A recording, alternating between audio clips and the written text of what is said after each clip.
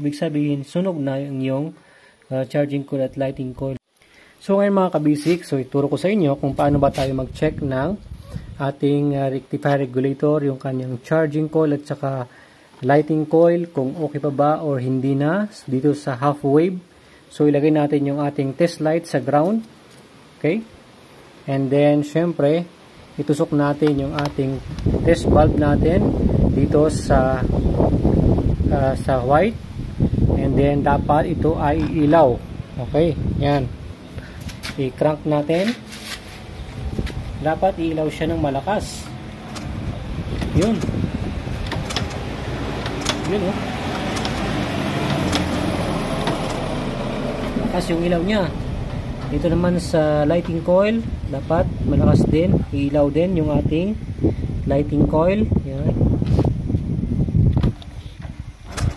Yun. So, malakas din. So, good.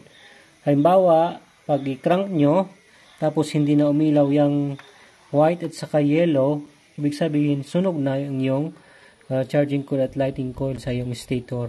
Okay? So, kailangan ka nang magpalit. Alright? So, syempre, dito naman sa red natin, dapat iilaw siya. Okay, yun, oh. Napakalit yung ilaw niya. Bakit?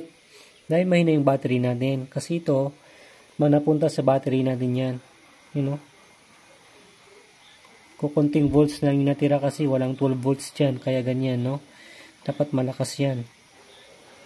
Pero may problema yung battery natin. Ito naman sa ground natin, syempre, ay kailangan nating i-check din tong ground natin.